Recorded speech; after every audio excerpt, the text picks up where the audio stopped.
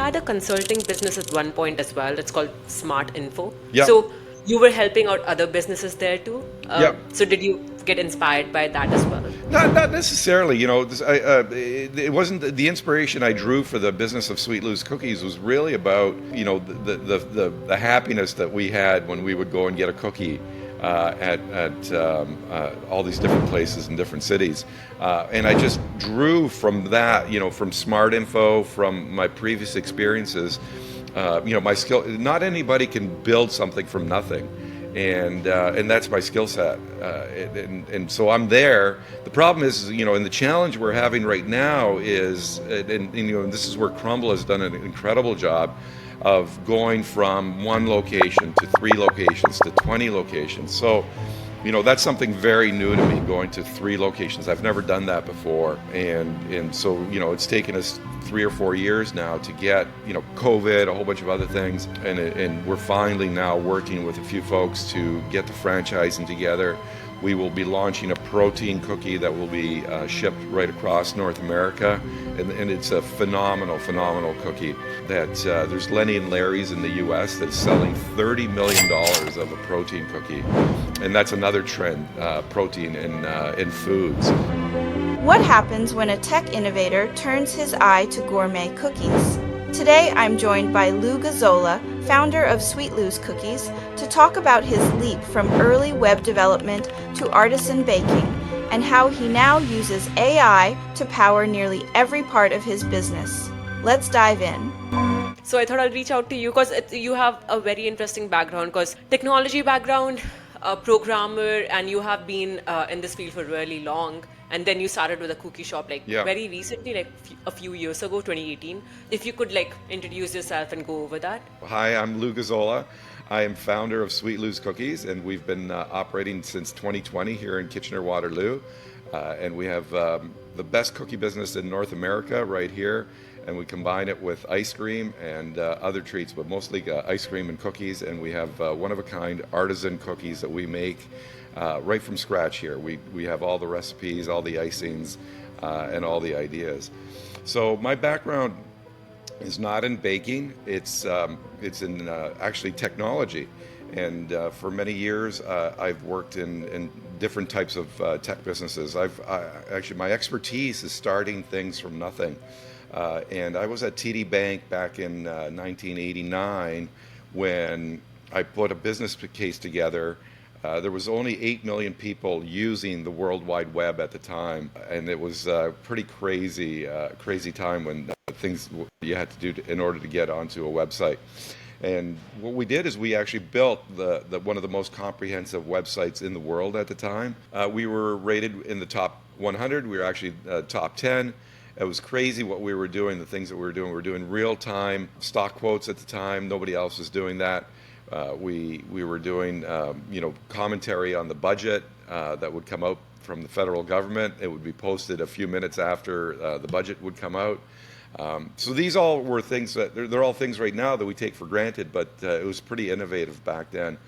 So throughout my career, I've done things like that, starting basically tech innovations within large organizations like BlackBerry, Sun Life, TD Bank, Rogers.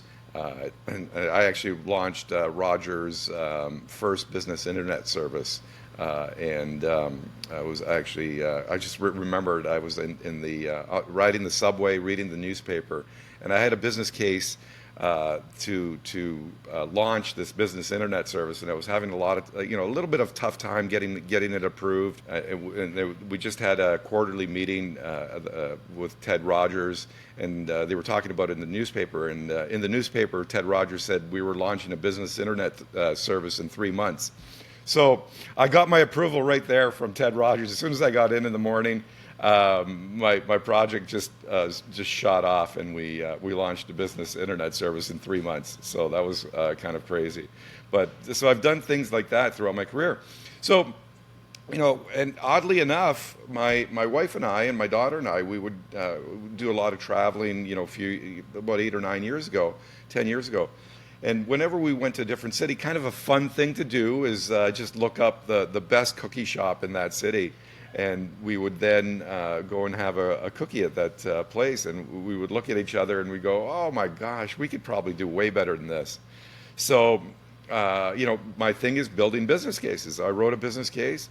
There's 60,000 students in the area. I guess you were one of them. There's a trend that, students love fresh baked cookies late night.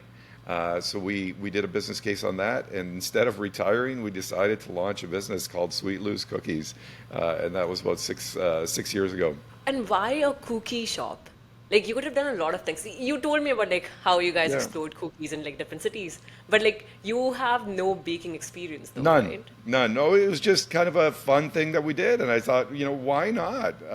Because my skill is spotting trends and starting new businesses based on those trends. And as you see, you'll see Crumble Cookie, Insomnia, Tiff's Treats. There's a lot of places that have come out in the last 5 or 6 years and have done really well. And what's interesting is that, Crumble, the founders were on How I Built This in the U.S. On NPR. And they were talking about, how they launched a few failed internet ventures and it helped them learn how to, build the Crumble franchise. And, this is one of the first ones that I've been on my own. I've usually been within large companies, but this is the first one I've been on my own. Really, it takes there's a lot of learning involved. As you've probably talked to a lot of different founders, my gosh, it's like every 2 or 3 seconds you're learning something new. You had a consulting business at one point as well. It's called Smart Info. Yeah. So you were helping out other businesses there too. Yeah. So did you get inspired by that as well? Not necessarily. It wasn't the inspiration I drew for the business of Sweet Lou's Cookies was really about the happiness that we had when we would go and get a cookie at all these different places in different cities, and I just drew from that, from Smart Info, from my previous experiences. My skill. Not anybody can build something from nothing. And that's my skill set, and so I'm there. The problem is, and the challenge we're having right now is, and this is where Crumble has done an incredible job of going from 1 location to 3 locations to 20 locations. So, that's something very new to me, going to 3 locations. I've never done that before, and so it's taken us 3 or 4 years now to get, COVID, a whole bunch of other things, and we're finally now working with a few folks to get the franchising together. We will be launching a protein cookie that will be shipped right across North America, and it's a phenomenal cookie. That there's Lenny and Larry's in the U.S. that is selling $30 million of a protein cookie, and that's another trend, protein in foods. And not just protein, because you see in protein drinks, they don't have the fiber in them. So our cookie has the fiber, it has protein, and it has the deliciousness. So you eat Lenny and Larry's cookies, I may as well give you a hockey puck. It tastes like a hockey puck. It's terrible. It's terrible. And they sell $30 million of this. So right now we're pretty excited to be able to get that on the market. It should be out, I would say, in about a month. And hopefully it'll be on store shelves in about a year. We could get into Walmart, those types of places. Did you ever think about becoming a franchise owner versus like starting your own thing? Did you ever think about that, or you always wanted to start your own brand? Yeah, I looked at things like there's a Vin Bond, like a winemaking franchise. I looked at a bunch of different ones, but those franchises really, I think, would limit my upside, to what you can do in that store. So, and that's great, if you're starting out. So, we're looking for franchisees. We're looking for someone that wants to, start a new business. They're young. They're not my age. I'm pretty old right now. And so they're young. They want somebody experienced that can give them the formula and show them how to build a business. And so when I looked at it, I said, that's great, but I've done that. Why make money within that confines, And so there's way more upside to be able to offer franchises and offer that expertise and that experience to, hundreds, maybe, not thousands, but at least our plan is 25 locations in Ontario. And then we'll see where we'll go from there. But yeah, so it's just a different mindset, as a franchisee and a franchisor. And I think there's a lot of benefits to either one. Just at that point in time in my life, 5 years ago, it didn't make sense to become a franchisee. And like coming from a technology background, what kind of like tech are you using in your business? I did check out the website. I see you guys are using Shopify. Yes, we're using Shopify. We love Shopify. And I saw an AI image as well on your website. So I'm guessing like you've explored AI. Not only explored, we rely on AI for everything that we do. So everything from business strategy. I have an agent that runs in the evening and goes and checks out my competition, checks out what everything's happening, and then presents a report to me, telling me what they're doing on social media, what they're doing as a business, if there's any news. Now, I've got to tell you though, when you hear Sam Altman talk about, reaching, I can't remember what the term is, AGI. We are such a long ways away from that. And I'll tell you why. So we use it every aspect of this. We're doing our year end right now. And I have numbers from Shopify, I have numbers from DoorDash, Uber, Skip the Dishes, and the numbers are not homogeneous, so they're not going to all come together. Sales, expenses, all those things. Now AI, I should just be able to give it all the reports, and if we were anywhere near artificial general intelligence, it would say, okay, here you got a problem here, this is what you got to do here, this is what I'm pulling it in. I don't quite have all the information. I need you to get that. We're nowhere near AGI. Now, that being said, we're making advancements like where we were 2 years ago and where we are today it's insane how quickly it's gone. But just as a check-in, we are nowhere near AGI. Like the stuff that's coming out with Sora, the video, it is insane, insanely good. But anyway, so we use AI in everything. We use AI, I'm doing the year end. We use AI for business strategy, use AI for communication with my employees, scheduling. So there's not one thing that I don't do with AI right now. It's just a great tool. And are there any specific tools you're using to build your agents and systems?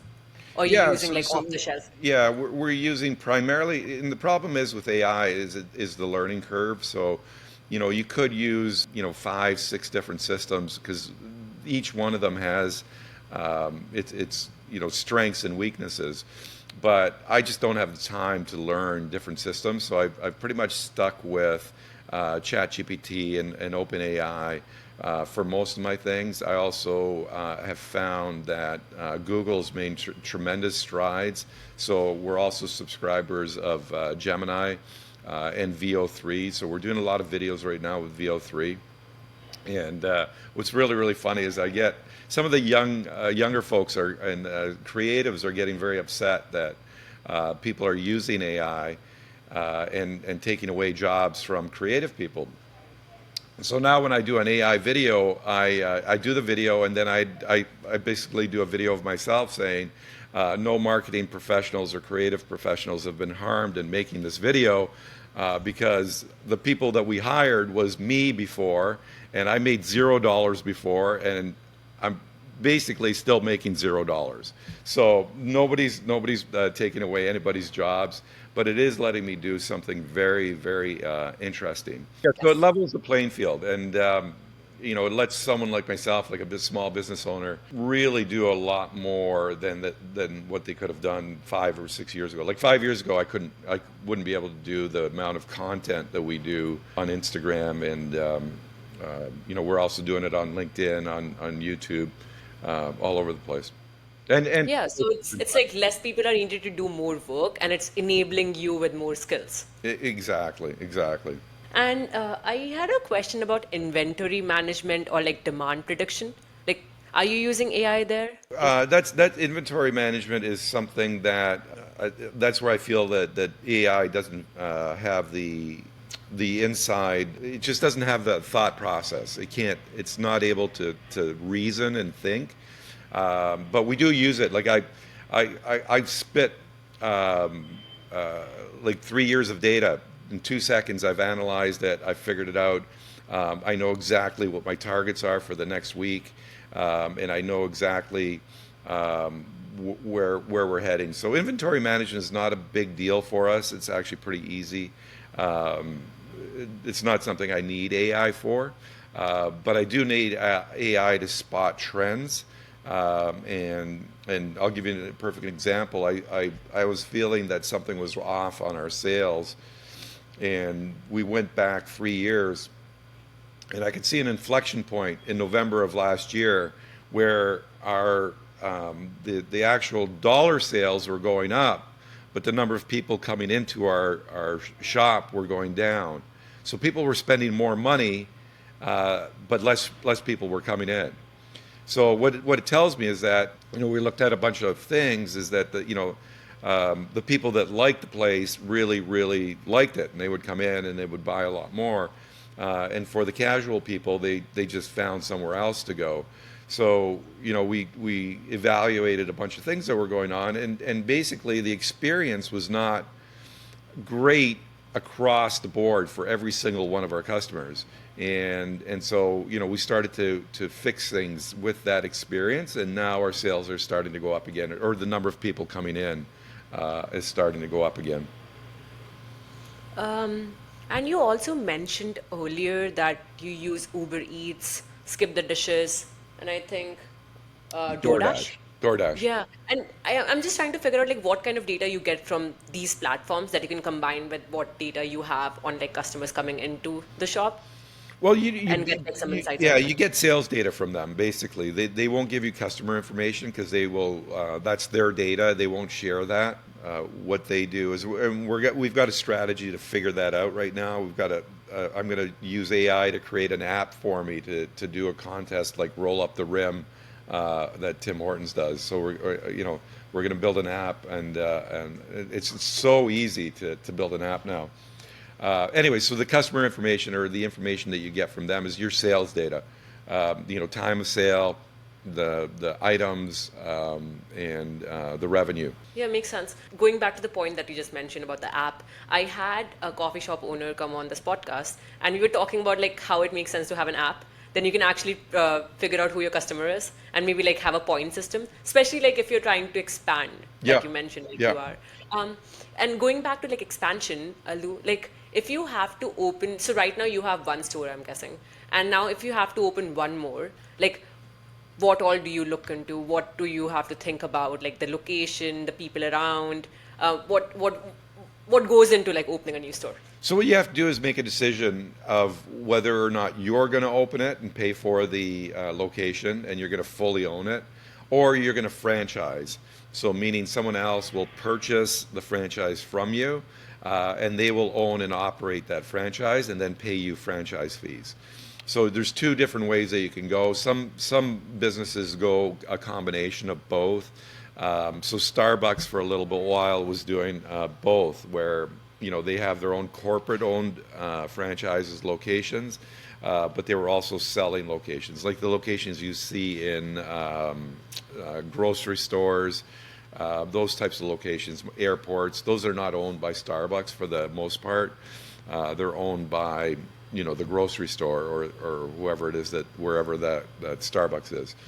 So you got to make that decision, and we decided, because of my bandwidth, financial situation, we don't have unlimited money, and we decided to sell the franchises. So we're working on a system right now, a franchise system with a consultant, and then we'll be working with a legal team to create the franchising documents, and then we'll go out and sell franchises instead of actually building them. And so when you ask about location, that will be part of what we sell, is the know-how of where to locate, what city, what are the demographics that you're looking for. So basically our market, very simply, is the university market. And so we're where we would accept franchises, because we wouldn't accept, say, a franchise in I don't know, Stratford, because it just doesn't have the number of students that is required to keep us going.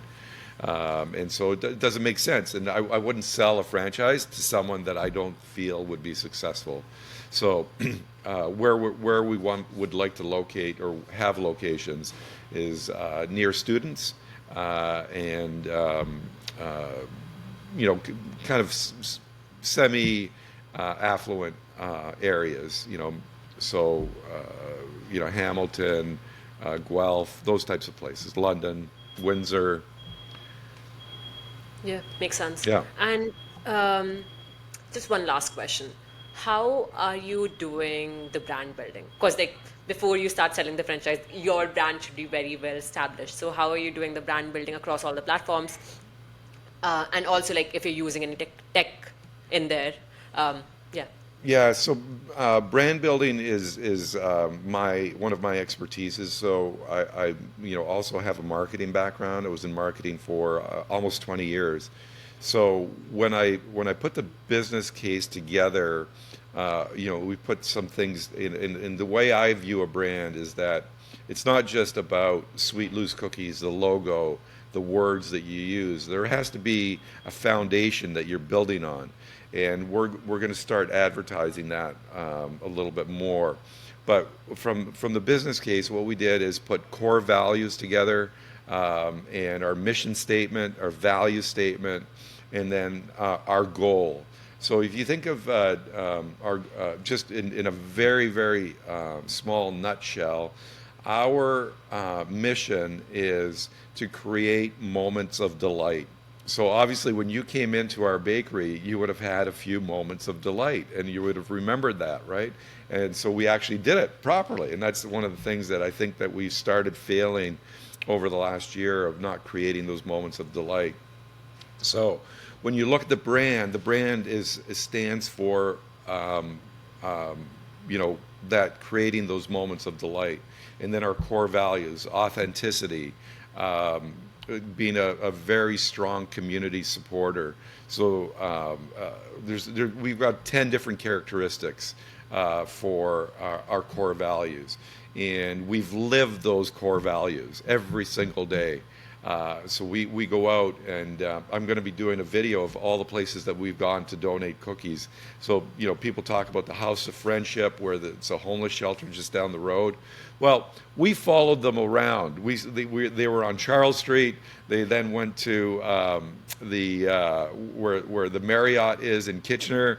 Then they went to the Waterloo Inn, and now they went to this. But every single place that they went, we went and we brought them cookies. And you know what? We did that at 1 a.m. at night. So rather than going home, this is what we lived. We were tired. We worked 18-hour days. And we said, no, we're going to take our cookies because we're not going to throw them out and we're going to bring them to the homeless, or we're going to bring them to the police, or we're going to bring them to the nurses. And we created those moments of delight with a whole bunch of different people. So when you talk about brand building, it's about having the core values, living those values, and then making sure that you do it every single day. And then you tell people about it, and that's what we're going to start doing right now. But I think we have good brand recognition, especially in the universities. I've walked around with my hat and T-shirt, and people started, hey, it's Sweet Lou's. I love Sweet Lou's. They don't even know I'm Lou, but they're like, yeah, I love Sweet Lou's. And so that means a lot to us. And we do things like for the universities, we do dorm room giveaways where we give our cookies to dorms so they can have our cookies, and we deliver them to them. And we support all sorts of university groups, that type of stuff. Yeah, that is so amazing. Yeah. And is there a way people can connect with you?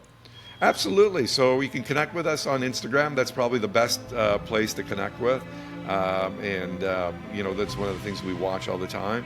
But if you need to connect with me on email, oh my gosh, I'm one of the old guys that does email.